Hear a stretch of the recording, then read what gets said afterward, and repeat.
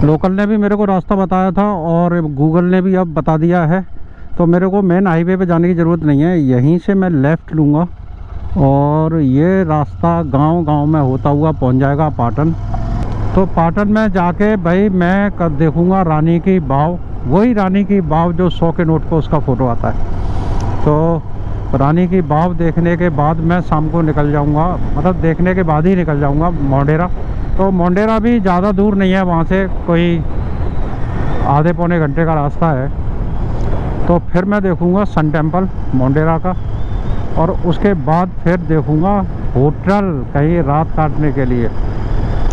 तो भाई बेसिकली देखा जाए तो मैं निकला हूँ, आज मेरे को तीसरा दिन है आगरा से निकले हुए, लेकिन जो घुमक्कड़ी चालू हुई है वो आज पहला दिन है।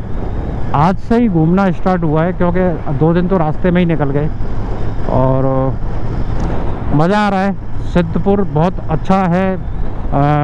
सिद्धपुर में मैंने 4 पॉइंट देखे, चारों पॉइंट अल्टीमेट हैं भाई, और अच्छे टेस्ट के ऊपर डिपेंड करता है, लेकिन हाँ मेरे जैसे टेस्ट का आदमी है तो उसे पसंद आएंगे। और रोड देखो भाई, ये जो नज़ारे हैं ना, ये नज़ारे हाईवे पे नहीं आते, ये नज़ारे तो गांव के बीच में घुसने पे ही आते हैं। रिस्क लेनी पड़ती है इन रास्तों पे चलने के लिए।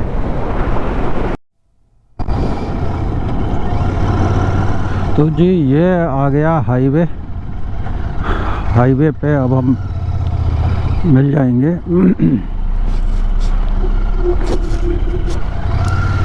और मेरी बाइक में पेट्रोल हो चुका है ख़त्म, तो सबसे पहले पेट्रोल पंप देखना पड़ेगा, जो भी पेट्रोल पंप मिलेगा उस पर पेट्रोल डलवा लूँ। तो जी ये आ चुका है पाटन, और यहाँ से अभी 5 किलोमीटर दूर रह गया है रानी की वाव। तो जी यहाँ से लेफ़्ट जाएंगे तो पहुँचेंगे हम हारीज, और राइट जाएंगे तो दीसा, लेकिन हमें जाना है सीधा। और स्टेट पे जेठा भाई प्रवेश द्वार, सेठ श्री जेठा भाई प्रवेश द्वार। भाई जो गुजराती है ना, थोड़ी थोड़ी समझ आ जाती है, लेकिन वो क्या लिखा है ये समझ नहीं आ रहा। ये डिस्ट्रिक्ट सेशन कोर्ट है पाटन का, और यहाँ पे मेन मार्केट है, बहुत भीड़ भाड़ है इधर। महात्मा गांधी खड़े हुए हैं बेचारे अकेले अकेले।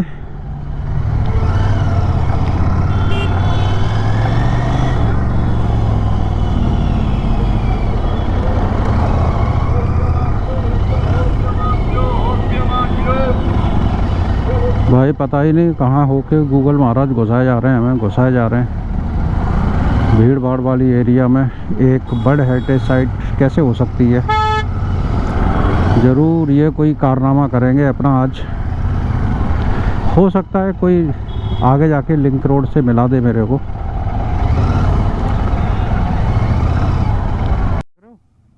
कितनी पुरानी है, और आगे मतलब पूरी दुकान अगर देखोगे तो 3-3 फुट की दुकान होंगी ये, जिसमें ये लोग बैठे हुए हैं। कितनी पतली दुकान थी।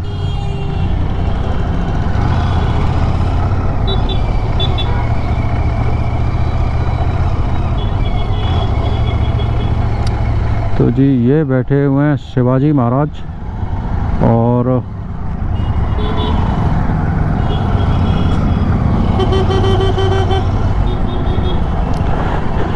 ये कोई पुराना स्ट्रक्चर है।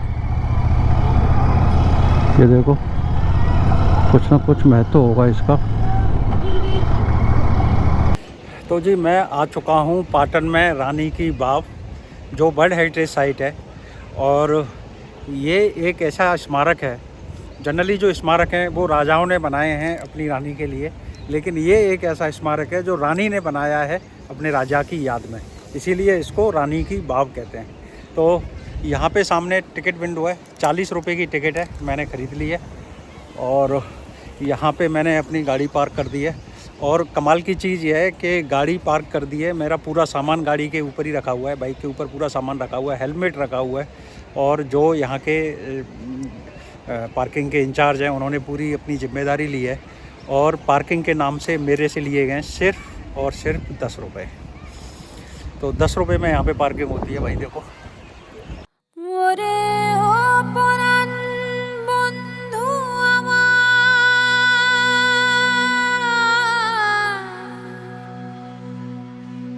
পরাণ রে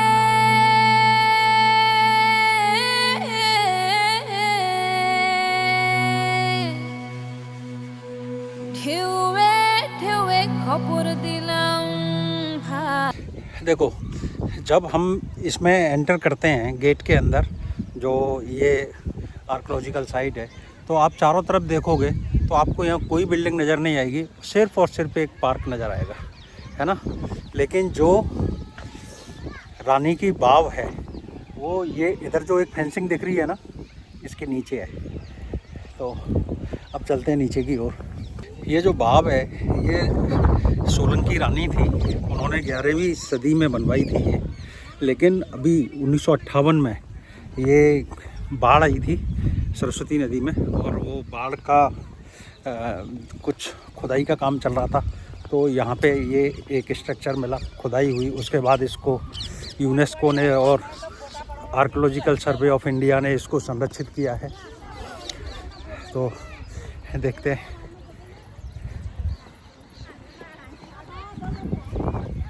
वाव वाव एंड वाव।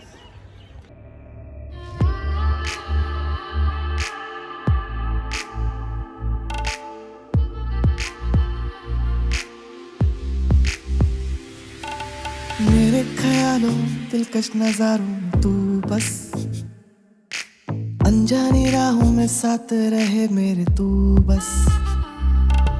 बारिश का मौसम, ठंडी हवाएं और तू बस, सितारों की चादर तले रहे मैं और तू बस।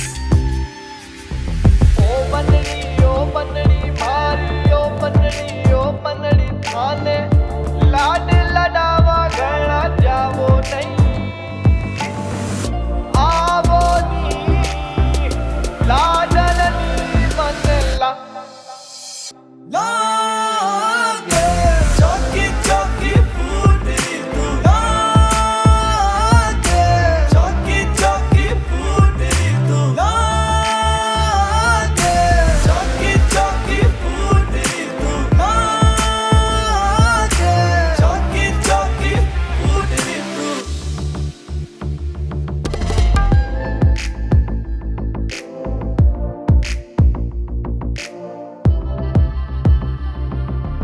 मेरे गुनाहों से तौबा दिलाएगी तू बस, मेरे खुदा से मुझको मिलाएगी तू बस।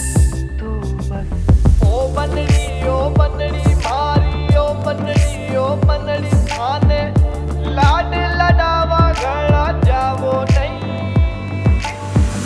आवो नी लाडलनी मनला लागे चौकी चौकी फूटी तू, लागे चौकी चौकी फूटी तू बस, चौकी चौकी फूटी तू, लागे चौकी चौकी फूटी तू।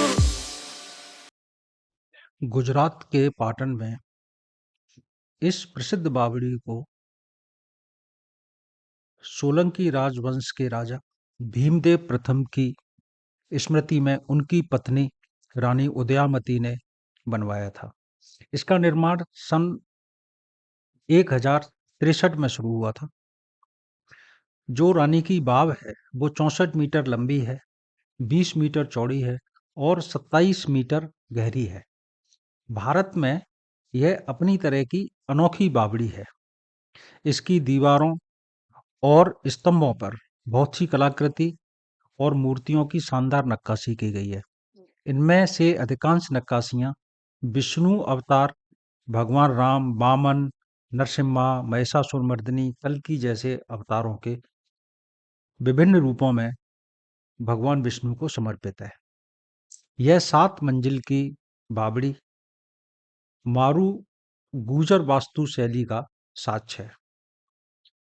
यह करीब 7 शताब्दी तक बाढ़ या भूकंप के कारण सरस्वती नदी की गाद में दबी रही थी। 1940 के दशक में इसे भारतीय पुरातत्व विभाग ने फिर से खोजा और साफ सफाई करवाई। अब यह बड़ी संख्या में लोग घूमने के लिए आते हैं। कहते तो ये भी हैं कि इस बावड़ी के नीचे एक गेट है और करीब 30 किलोमीटर लंबी सुरंग बनी हुई है, और यह सुरंग पाटन जिले के ही सिद्धपुर में रुद्र महालय मंदिर में जाकर खुलती है। रुद्र महालय मंदिर मैंने पिछले ब्लॉग में दिखाया था, जो सिद्धपुर में सरस्वती नदी के किनारे पे बना हुआ है। तो सिद्धपुर का जब मैंने रुद्र महालय मंदिर देखा था, तो वहां लोग बताते थे कि जो रुद्र महालय मंदिर है वो भी 7 मंजिल का था, और उसकी ऊपर की मंजिल से इस बावड़ी पे जो महिलाएं पानी भरती थी वो वहां से दिखाई देती थी, सिद्धपुर से।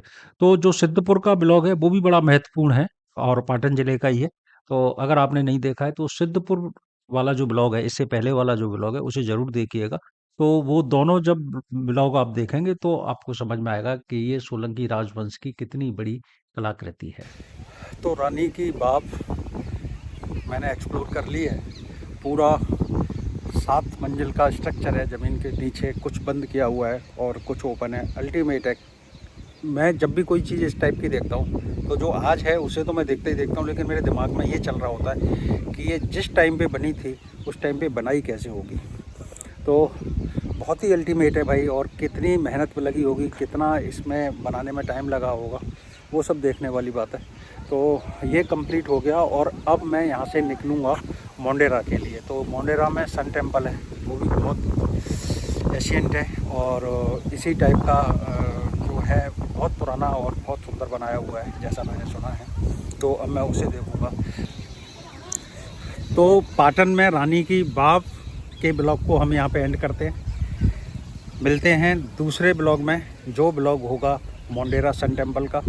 तो बने रहिए आप मेरे साथ, दिखाता हूँ मोंडेरा सन टेम्पल अगले ब्लॉग में।